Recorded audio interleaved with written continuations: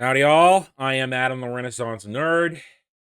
Before we get started today, I would like to wish all of you, whether you like me or not, a Merry Christmas. I hope that for the rest of this week and through the weekend, you have a joyous holiday with your family, friends, and maybe even with me, because you can hang out with me on my streams as well. All right, let's get down to business. Amazon's Wheel of Time. I have been growing the channel by focusing on this for the past several weeks because, let's be honest, I am a fan, but I'm just a regular fan. I'm a casual fan. I'm a guy who read the books and enjoyed the books. And I believe in adapting things as close as possible to their source material without destroying them. Amazon's Wheel of Time has not done that. Over and over again, I have documented it, as many others. Although we may be small in number, we are powerful in righteous fury, in calling out how this show has been a complete destruction in both lore, story, and characters created by Robert Jordan. And it continued last week with episode 7 with Min, the introduction of Min Farshaw.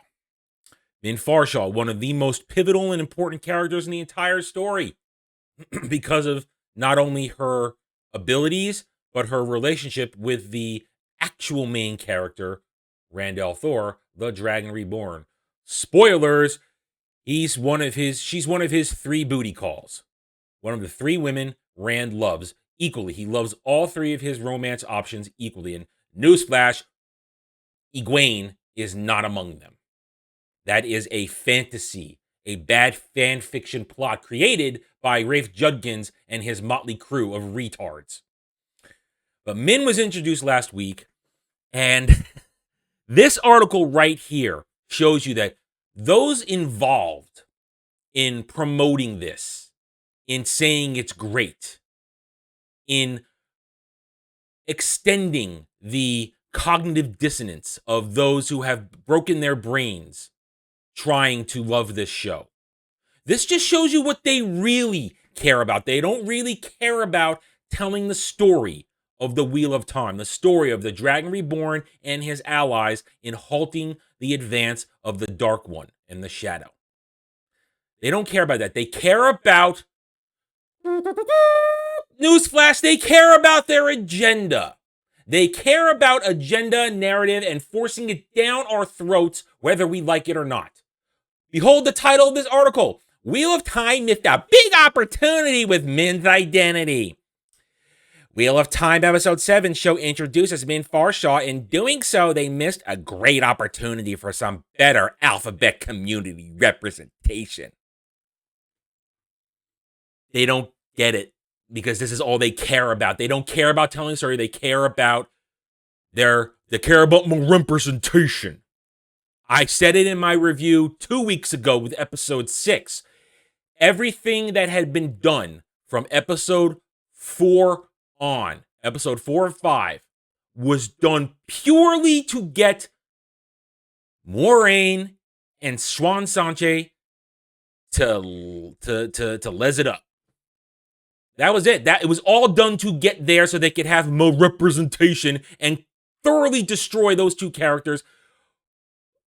Basically working off the single idea of pillow friends, which I have had people on my show repeatedly now reading from actual source material lore books that pillow friends does not mean they are gay together. Doesn't mean that.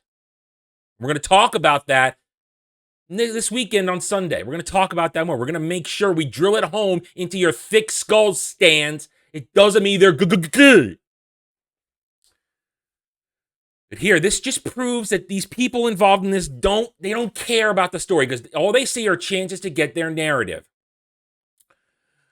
In the Wheel of Time episode 7, Moraine leads the 2 River folk to the waves to Fal Dara with Randy, Egwene, Perrin, and not even tow. She seeks out Min Farshaw, a bartender, not a bartender.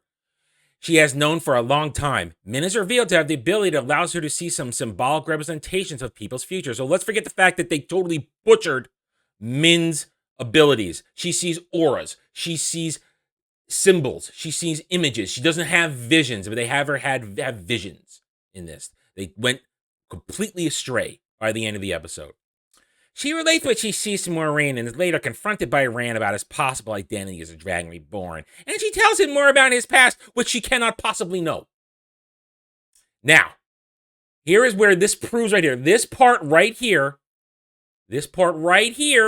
shows you these people do not, A, understand characters, the story, and B, all they care about is more representation.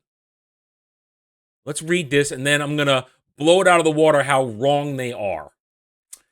A huge portion of Robert Jordan's Wheel of Time books rests upon a binary understanding of gender and gender essentialism that presents a problem to readers and viewers in 2021 when understanding that representation of trans and non-binary individuals is more widespread. He's a she, he's a she. Here's where this is terrible. This is terrible. This is where they're trying to warp Min to fit their identity politics agenda. However, in the books, the character of Min Farshaw is described as being extremely androgynous, and multiple storylines see her express her hatred for being seen as traditionally feminine. Okay, that's sort of true. Min doesn't like to be considered girly feminine, but she still likes to be feminine because she still likes the D, especially Rand's D. Let's jump over to this right here. This is the World of Time fandom wiki. Then these things are updated, and these things are done by the hardest of hardcore fans who love the books. Here is Min's appearance as taken from the descriptions in the books. Let's read this, shall we? She is considered very attractive, described as uncommonly pretty, if short of beautiful. She is slender with short brown hair that curls about her neck and large dark eyes.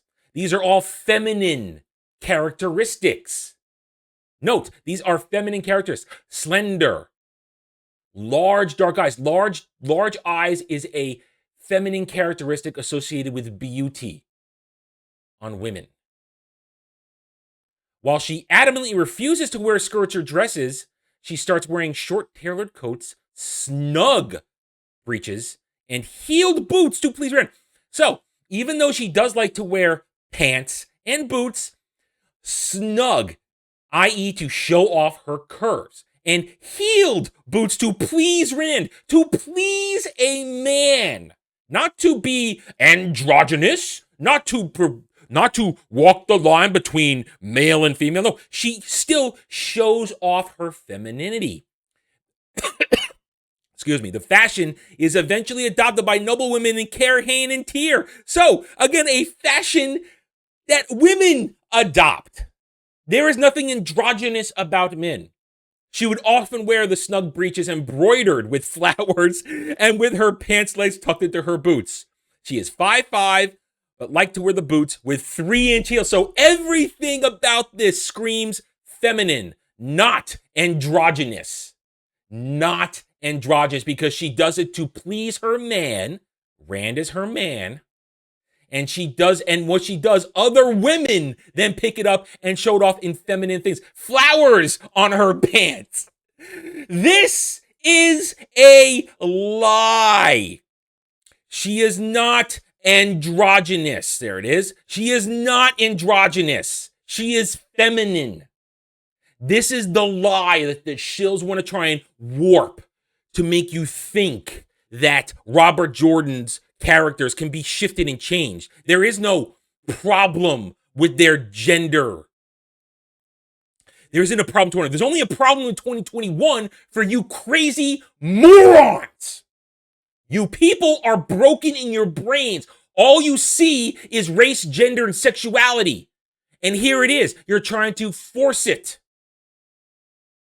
It would have been easy and obvious to make her a non-binary as a way to explore a more accurate understanding of gender in Amazon's adaptation. No, we don't need to examine gender. Only you crazy people care about gender. The rest of us are thinking about who we're going to bone. We're not thinking about, oh, what do? I feel like a man or a woman today? I don't know. Let me go look at my androgynous wardrobe. Let me go decide if I'm going to tuck between my legs today and pretend I'm a girl. This is broken thinking, but this is the thinking behind the people writing this, behind the people supporting this, and behind the crazy stands who still believe this is real Robert Jordan's Wheel of Time. This is stupid. Well, I found non-binary people still use binary pronouns, and Min might explore her gender later. This first appearance of the character seems heavily weighted against the show going in that direction. Let's forget the fact that this chick is totally miscast. She looks like she's 30, 40 years old. Min is like 18 to 22. It's just... She's not... Phantom Ming is not non-binary books. To many often feels like it is down to Robert Jordan not having the language necessary to express those ideas when he was writing it. No, he didn't have to because he was normal. He was normal, just like millions upon millions among millions of people in here are regularly... We're all regularly normal in our brains. We're not broken like you. This is broken thinking, but this is the kind of thinking that brought us Amazon's Wheel of Time. The show is trash. The people pretending it's good are trash. And the stands are insane. Are you tired of defending this yet? Probably not, because you're probably going to vomit all over my comments and spurg. But go ahead, because I really don't care. All right, I'm done. Thank you for watching this video. If you enjoyed it, a like would be appreciated. If you're new here, I invite you to subscribe to me here on YouTube. You can also follow me on Odyssey. I'm not here to be everybody's friend. I'm here to present to you a take based on facts, logic, not pure. There's emotion, but it's not pure emotion, but it's grounded in facts and logic. Here to earn your trust and support. Hit the notification button. Share my video if you like what I'm preaching, and you can comment. You don't have to agree with me. You can feel completely differently. But if you're a normal human being, not a stan or an SJW, I'm sure we can find common ground and still get along because normal people can do that. Stans and SJWs, I don't care what you think. I will never care what you think because you are cowards behind keyboards. And as soon as the world fully catches on that if we don't pay attention to you, you have no power and that you're pathetic, you're going to go in the dustbin of history. All right. Thank you again for watching this video. Take it easy. Thanks for watching, everybody. I don't do Facebook. I will never do Twitter. If you want to reach out to me, just email me. It's purely for this channel. I will not miss your communication. Check me out at the Geeks and Gamers forums under @ROAS. Join me in conversations there, among many others. And I'm now on Odyssey @The Renaissance Nerd. Follow me there as well. Help us keep fighting to return escapism to entertainment. Thank you again for watching. See you next time.